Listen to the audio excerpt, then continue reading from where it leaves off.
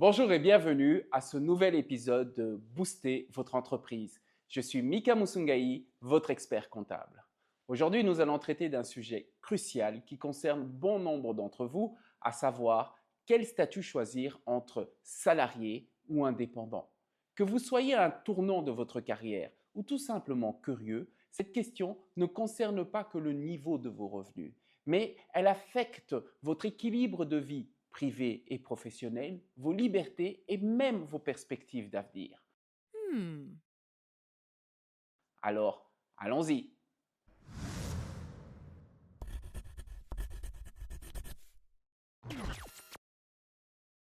Le salarié signe un contrat de travail avec son employeur.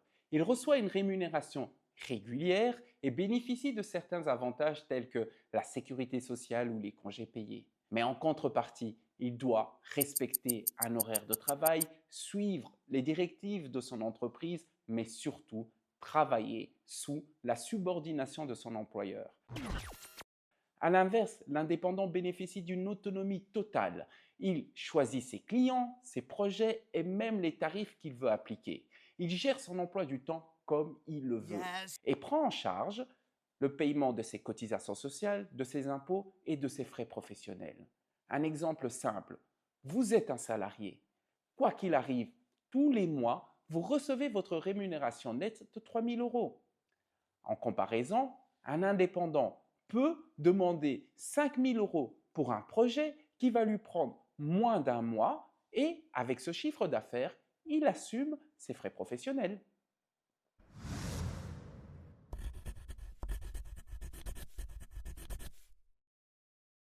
Le salarié signe un contrat de travail avec son employeur, ce qui lui garantit une certaine protection et une certaine stabilité.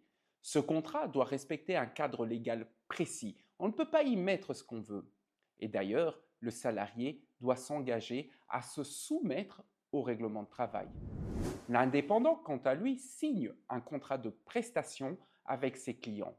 Ces contrats sont flexibles et personnalisables. Il peut négocier les tarifs, les délais et même les modalités de préavis. Il doit toutefois s'assurer à ce que ce contrat soit solide pour éviter les malentendus. Mon conseil, si vous n'êtes pas familier à ce type d'exercice, faites-vous accompagner par un professionnel. Hmm.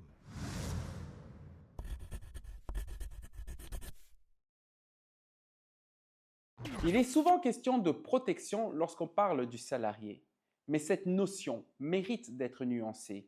Pour le salarié, la loi prévoit un préavis légal en cas de licenciement. Cependant, le chômage est plafonné et souvent limité dans le temps. Au plus le niveau de rémunération est élevé, au moins le chômage constitue un secours pour maintenir le niveau de vie. Pour l'indépendant, il n'y a de préavis que s'il est prévu dans le contrat de prestation. C'est pourquoi il faut être vigilant lors de sa rédaction. Que vous soyez salarié ou indépendant, de mon point de vue, la vraie protection réside dans votre capacité à fournir des prestations recherchées à haute valeur ajoutée.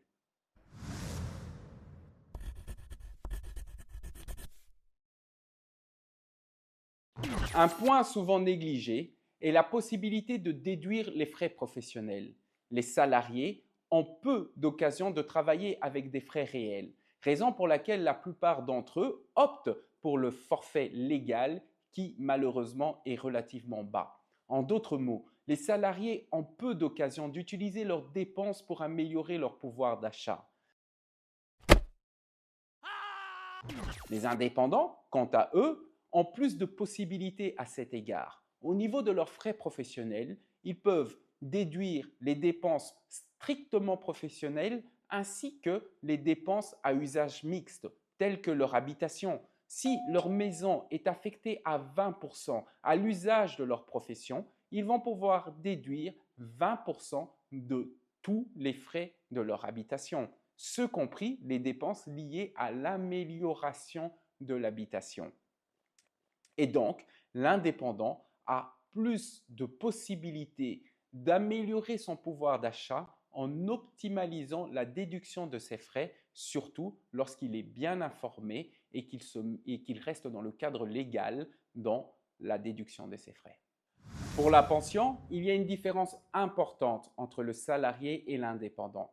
Le salarié dispose d'une pension légale plus élevée que celui de l'indépendant. Mais soyons honnêtes, dans les deux cas, cette pension légale est largement insuffisante pour pouvoir maintenir le train de vie qu'on avait avant de partir en retraite.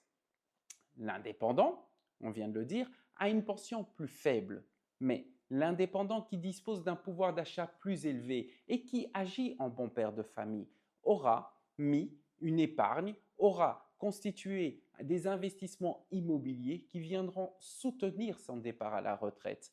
Et donc, l'indépendant qui aura su bien gérer son pouvoir d'achat plus élevé disposera d'une pension, d'une retraite plus confortable que le salarié.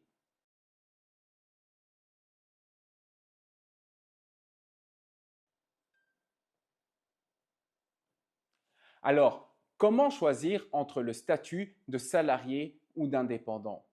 Tout dépend de votre profil.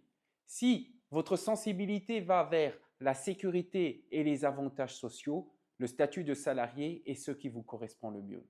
Par contre, si vous préférez avoir plus de liberté et des potentiels revenus plus élevés, le statut d'indépendant correspond mieux à ce que vous recherchez.